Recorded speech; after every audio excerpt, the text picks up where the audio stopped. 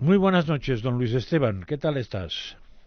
Muy buenas noches, encantado de estar con vosotros. Yo ya te he presentado antes, pero antes he dicho una cosa así, muy seca. He dicho Luis Esteban, Policía Nacional. Pero claro, ahora ya añado Policía Nacional, entre otras cosas, el jefe de policía o comisario jefe de la policía en Salamanca, ¿no? Correcto, Y, correcto, y pero policías nacionales somos todos, desde el patrullero hasta el director adjunto operativo, todos somos policías nacionales. sí, menos, pero el director general no suele ser. No, el director general no, por eso he dicho el director Hombre, adjunto operativo. pero ya, por si alguien no había caído en el calificativo que ponías, lanzo yo un dardo, porque esas cosas suelen Sí, ocurrir. Tú antes de correcto. Salamanca estabas en Algeciras. Sí, mi último destino fue Algeciras, donde estuve aproximadamente un año y medio, un ¿Y poco en más de un año y Algeciras qué medio. hacías? En Algeciras dirigía la comisaría de Algeciras, que es una comisaría muy peculiar y con muchos requerimientos profesionales, porque allí hay, como todo el mundo sabe, aparte del problema del narcotráfico, del que supongo que luego hablaremos, luego también hay investigaciones relacionadas con el yihadismo y también hay que sacar el día a día del mare magnum de la inmigración ilegal, que en las costas de Campo de Gibraltar es muy numerosa. Es la pera. Si tú, además de policía, curiosamente eres escritor. Y no parece que escritor, no, porque decir escritor de éxito, además. Y llevas varias. La última es Moroloco, que la palabra, ¿dónde la has sacado? Moroloco. Moroloco es el sobrenombre de uno de los protagonistas de la novela, en este caso del narcotraficante, que tiene una lucha encarnizada con su némesis literario, que es el comisario Zabalza. Moroloco es un sobrenombre relativamente común entre determinados personajes de Lampa de procedencia magrebí en el sur de España.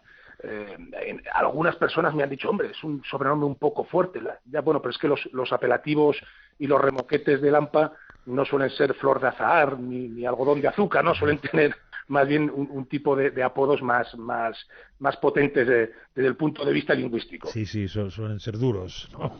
Apodos duros. Eh, Pero sí, claro, Esto es. puede sonar a un cierto meterse con los moros, el llamar el moro loco. Por eso quería que puntualizaras bien exactamente de dónde salía eso.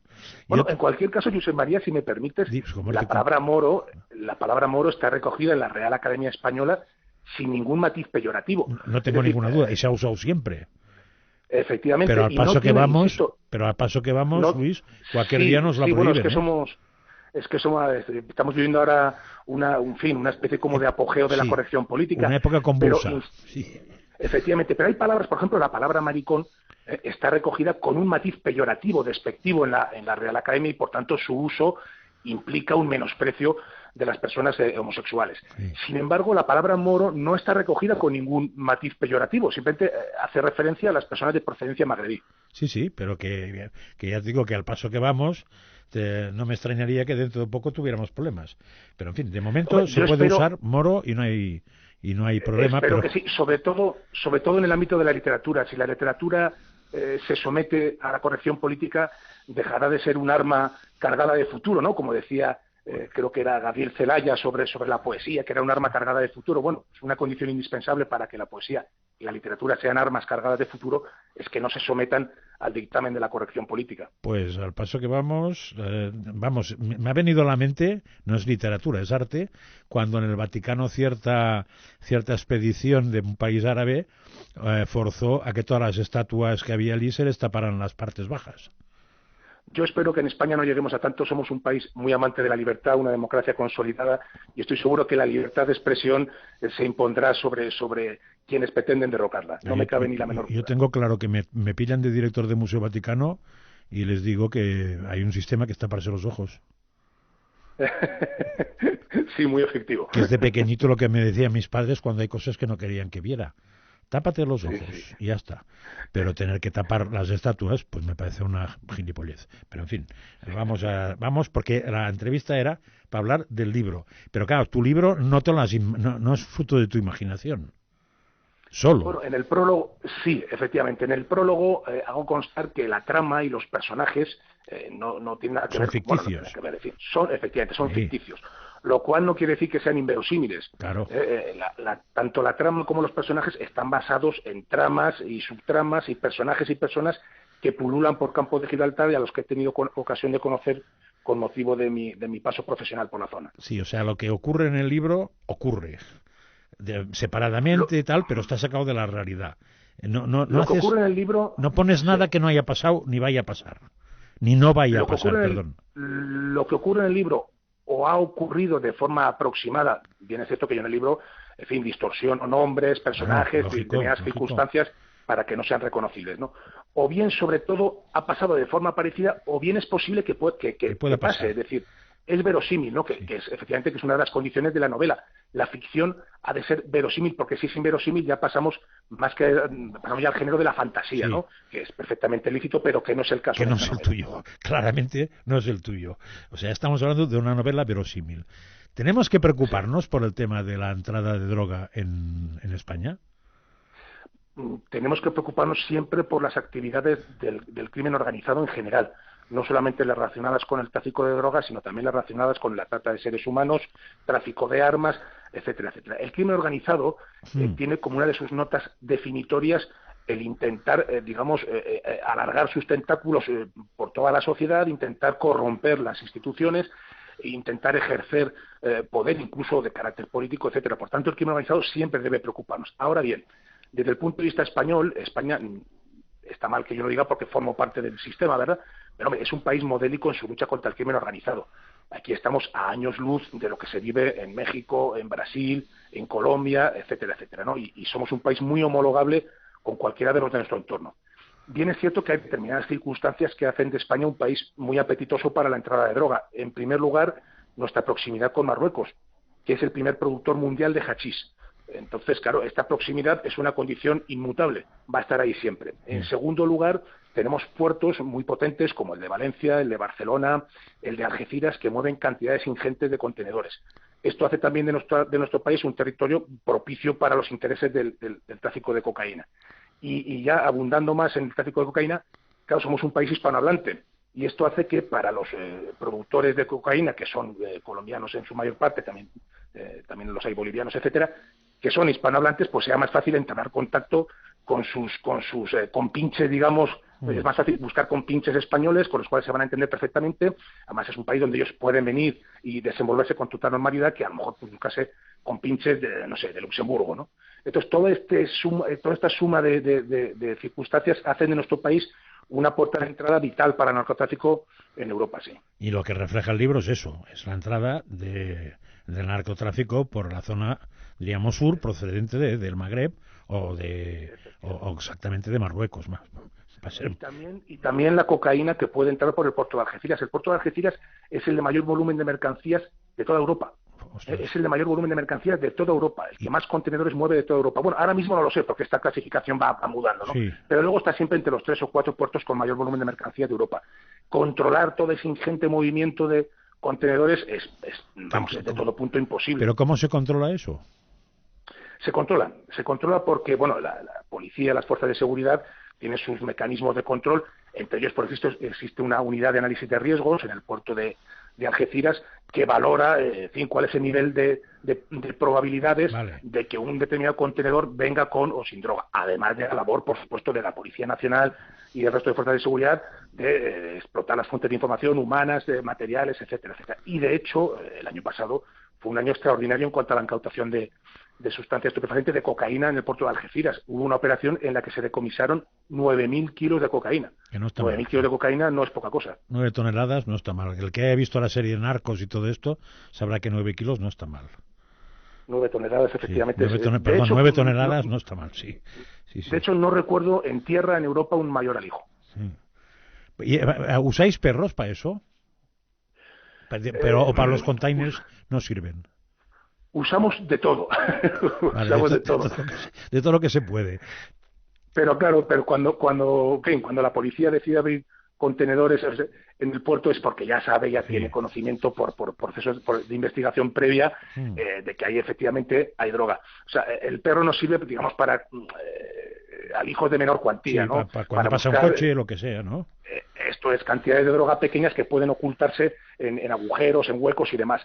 Claro, 9.000 kilos de droga no se pueden ocultar en agujeros. Ahí la labor del perro estaría de sobra. Hay que ser un poco imprudente para meter 9.000 kilos en un mismo envío, ¿no? Porque si te pillan, te han hecho un 7 en la organización de narices. Efectivamente, y se les hizo un 7 casi diría que un 77. Sí, y algún muerto se llevarían, supongo, porque algún responsable caería de esto.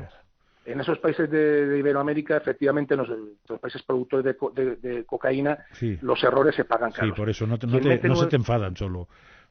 No se enfadan, no. Ahí pierden las maneras incluso.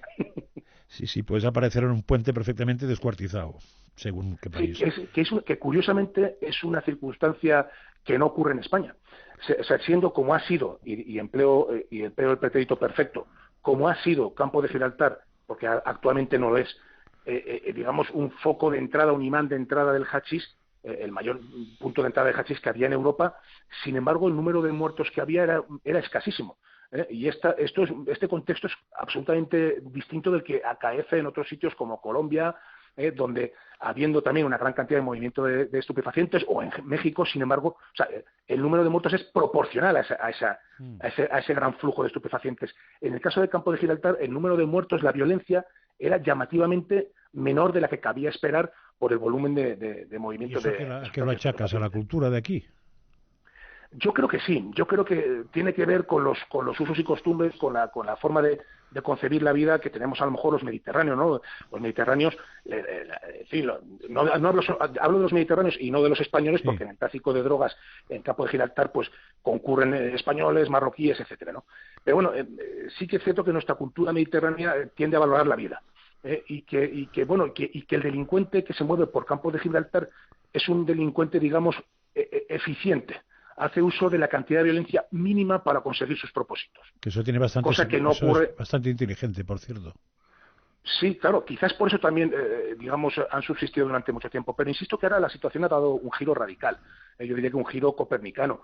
De 2 años a esta parte se han tomado una serie de medidas de carácter legislativo, de incremento de recursos humanos y materiales, que han hecho que ahora mismo el Estado le haya doblado el brazo al narcotráfico en Campo de Gibraltar. Y bueno, la vida en Campo de Gibraltar en términos delincuenciales ahora mismo es prácticamente igual a la de cualquier otra parte de España. Sí, pues eso se ha notado, porque es que hace 2 o 3 años cuando estaba de salir te debió pillar, le comentó que era terrible la sensación que había, y las televisiones abonaban el tema, porque todas eran imágenes de playas en que paraba una lancha espectacular, empezaban a bajar, como se llamen, paquetes, o sea, era de psicosis ya eso. Sí, todo eso ha cambiado. Sí, todo eso ha cambiado. O eso que se veía que era una lancha bestial de los narcos corriendo, y el pobre, lo que fuera, guardia civil, guardia costero y tal, casi en una barca remos. Estoy riéndome, pero o sea que había una diferencia notable de medios. O cuando subían por aquel río en que entraban directamente a las casas, eso, las televisiones privadas en España lo daban mañana, tarde y noche. Sí, el Guadarranque, ¿no? Que ahí se puso unas barreras para evitarse. Sí, lo que ocurre es que esa situación, que parece que tuvo su punto álgido hace 2 años, realmente venía produciéndose ya de décadas atrás. El punto de inflexión fue que los periodistas pusieran el foco mediático en la zona.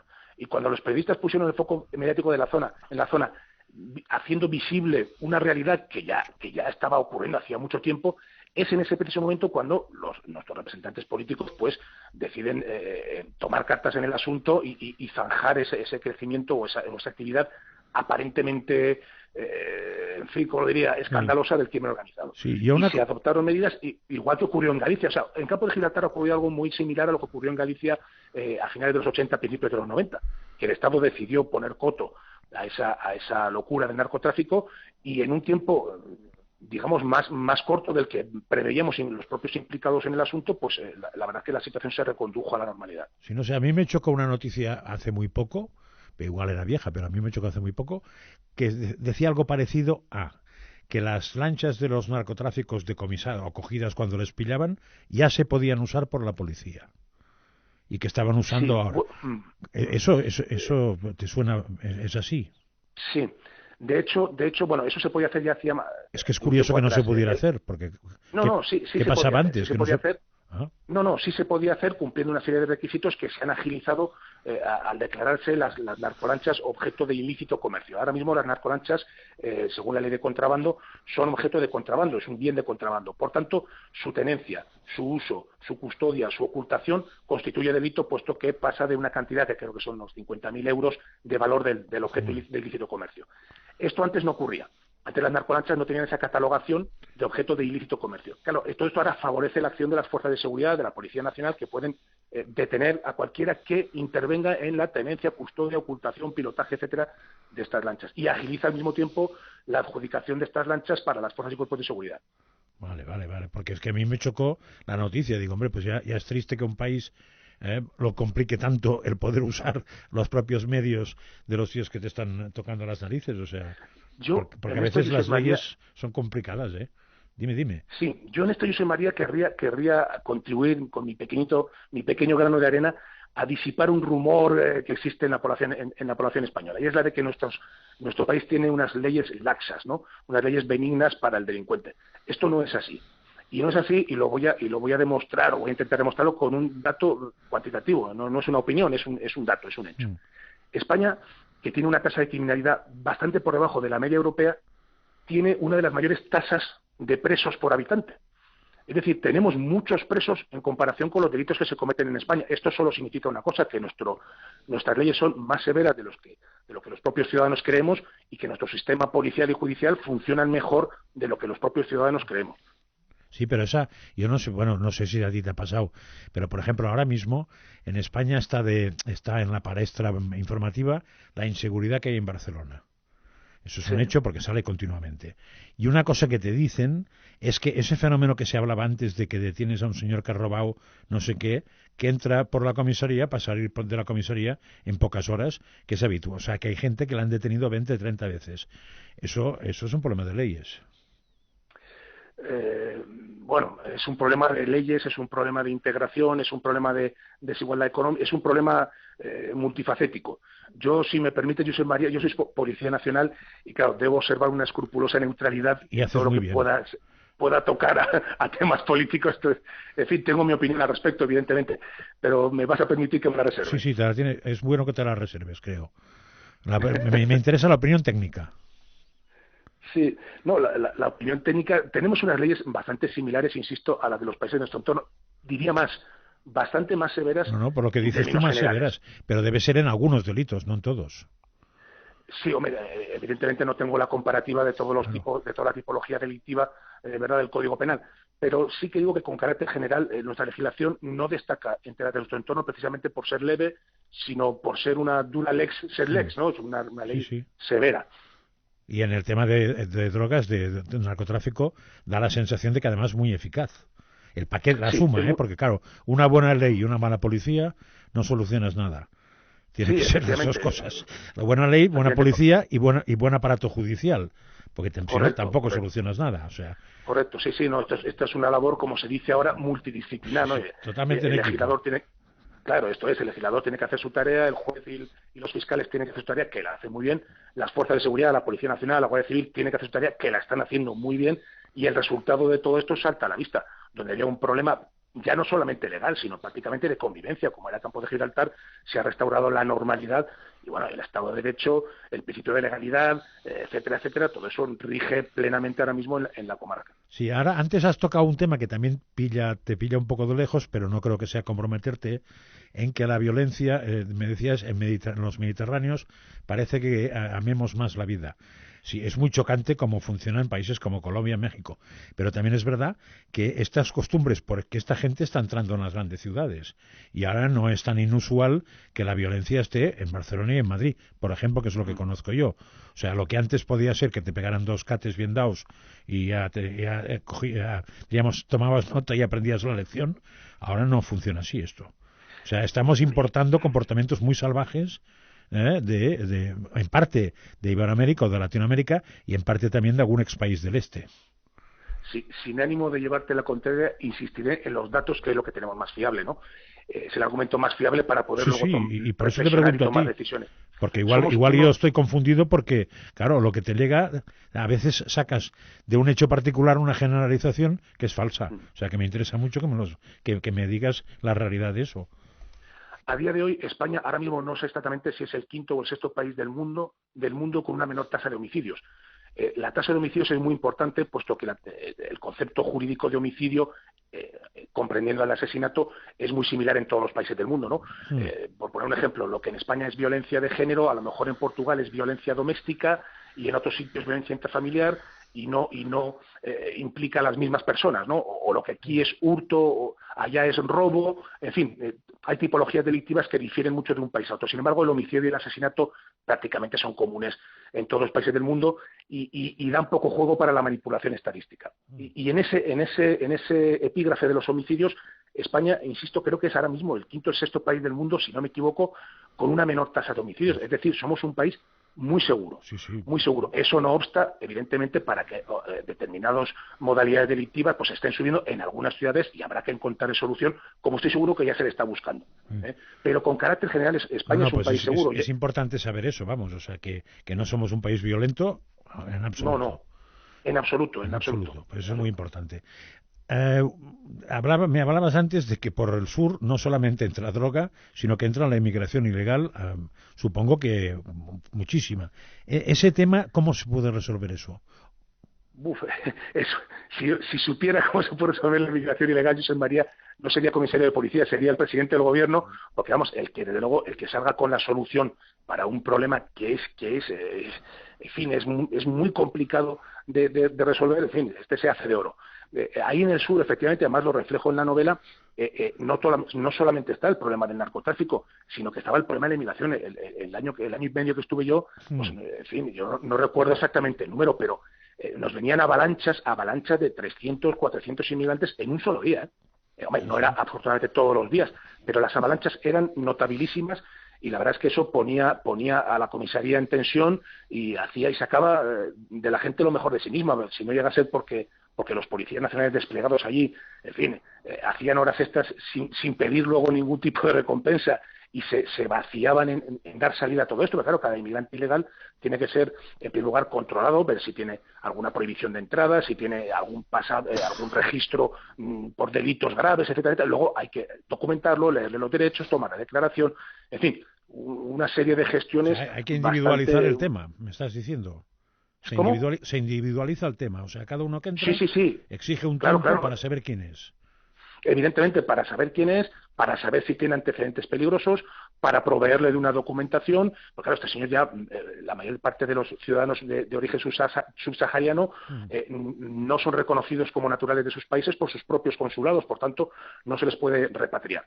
Entonces, esta gente que se va a quedar aquí tiene que tener una documentación y un cierto control administrativo, y todo eso conlleva, en fin, procesos largos y penosos. Sí, y yo no sé, es que es importante alguien que sepa. Lo que se cuenta por ahí es que cuando viene gente, diríamos, del Magreb para abajo, vienen sin ningún tipo de documentación, justo para que no sepas de qué país son, y por tanto sean irrepatriables, y por tanto sean inidentificables, y por tanto, etcétera. ¿Esto sigue siendo así? Sí, normalmente viene su documentación, claro, para dificultar la repatriación. Con determinados países como Marruecos, con el que hay una relación muy fluida desde el punto de vista policial y judicial, no hay ningún problema, y administrativo también a nivel de gobierno, no hay ningún problema para repatriar a sus naturales. Hay otros países, sobre todo los países del África subsahariana, con los que es más difícil. Hay excepciones, evidentemente, cada país es un mundo, pero es más difícil repatriarlos porque generalmente, como es bien sabido, los propios consulados y sus propias embajadas no los reconocen como súbditos de su país. Claro, eso no quiere decir que los dejemos, a su libre albedrío por Europa. Al menos hay que controlar, que la policía tiene métodos para hacerlo, si constan en nuestra base de datos, pues como elementos peligrosos para la seguridad pública. Y no solo eso, luego hay que proveerles de una documentación que les habilite para, en fin, que nos habilite incluso a las autoridades policiales, etcétera, para tenerlos medianamente controlados, ¿no? Y todo esto, insisto, implica un trabajo ímprobo por parte de los funcionarios cuando vienen oleadas de 300, de 400 inmigrantes ilegales, oleadas que al parecer este año pues han mermado, no voy a decir que han cesado, pero en fin, han mermado de manera sustancial. Sí, han bajado. Hay quien dice que porque Marruecos está más a favor de que bajen, pero en fin, yo lo dejo caer eso, porque no sé si es verdad. Pero en fin, el tema de la inmigración ilegal evidentemente es un tema complicado y que nos va a llevar de cabeza a todo lo que sea la zona euro, supongo, España, por lo mismo que los cachis, porque estás tocando Marruecos. Eso es un hecho empírico, con lo cual, claro, es que pasar el estrecho es una cosa que no cuesta nada. El terrorismo yihadista, la sensación que yo tengo y que creo que tiene el ciudadano español es que en eso sí que tenemos una policía como de 10 sobre 10 o de 15 sobre 10. En eso está mal que sea yo el que juzgue a la Policía Nacional, ¿verdad? Porque me van a decir que lo hago con un exceso de amor corporativo. Pero sí que es cierto, sin ir más lejos, creo que fue ayer o antes de ayer, en Algeciras la Policía Nacional ha detenido a un individuo yihadista que estaba muy radicalizado y que intentaba hacer proselitismo a través de las redes sociales y demás. Para nosotros la lucha contra el yihadismo es una prioridad absoluta. Es una prioridad absoluta. No en vano estamos en una alerta 4 de nivel de protección antiterrorista y, por tanto, en fin, estamos alertas y estamos muy pendientes del asunto. Insisto, son continuas las detenciones de yihadistas, de individuos radicalizados, de individuos que pretenden hacer proselitismo a través de las redes sociales, etcétera, etcétera. Y claro, pero esto no quiere decir que el riesgo no exista. O sea, el riesgo cero en lo relativo a seguridad pública no existe. Es evidente. El trabajo es exhaustivo, las brigadas locales y provinciales de información y la Comisaría General de Información de la Policía Nacional, que cuentan con un personal excepcional, trabajan a destajo y, bueno, ahí están los resultados. No obstante, no conviene dormirse en los laureles, como sin duda no hacemos ni vamos a hacer. ¿Y para cuándo un libro sobre eso? Bueno, en esta novela, en Moro Loco, trato también de manera, bueno, no tan colateral, de manera relativamente directa el tema del yihadismo y unas posibles conexiones del yihadismo contra el narcotráfico, que eso he de reconocer que es una licencia literaria. O sea, a día de hoy, cuando ha habido narcotraficantes relacionados con el yihadismo, en España han sido narcotraficantes de muy bajo perfil. No se ha evidenciado la existencia de grandes narcotraficantes vinculados, aunque sea solamente desde el punto de vista financiero, con el yihadismo. Por tanto, eso que yo lo trato en la novela, francamente, es una licencia literaria y espero que lo siga siendo por mucho tiempo. No, yo creo que ahí piensa mal y te quedarás corto en lo que nos espera. Pero, en fin, una pregunta así de un minuto, porque nos queda un minuto. ¿Te preocuparía más a ti el yihadismo en cuanto a la seguridad o los delitos de Internet? Hombre, el yihadismo atenta directamente contra el bien jurídico más preciado, que es la vida. Es la vida. Por tanto, lo que más me preocuparía como Policía Nacional y como ciudadano de a pie es el yihadismo. Por hay mucha gente que dice que el futuro, que los delitos del futuro pasan todos por Internet. Sin duda. Aproximadamente un 15 o un 20% de los delitos que registramos todos los días en las comisarías se producen a través de Internet. Amenazas, injurias, estafas bancarias, clonaciones de tarjetas de crédito, etcétera, etcétera. Pero bueno, lo peor que te puede pasar por Internet es que te vacíen la cuenta corriente. Sí. Claro, eso comparado con ser víctima de una bomba... Sí, hay una diferencia sustancial. Notable, sí. Está claro. Oye, pues nos hemos pasado mucho, Luis, pero me ha encantado hablar contigo y cuando tengas el siguiente libro no te quedará más remedio que hacerme caso y atenderme otra vez. Espero por supuesto, y además lo haré gustosamente. Espero que sea pronto y, oye, bien por Salamanca. Es buen sitio, ¿eh? Es un sitio fabuloso, una ciudad maravillosa para vivir. Tienes la excusa para vivir allí, que ya me gustaría tenerla a mí. Cuando quieras te pasas por aquí, estás invitado. Pues mira, no te extrañe. Buenas noches y descansa y muchas gracias. Un abrazo. Buenas noches, un abrazo muy fuerte. Vale, Luis.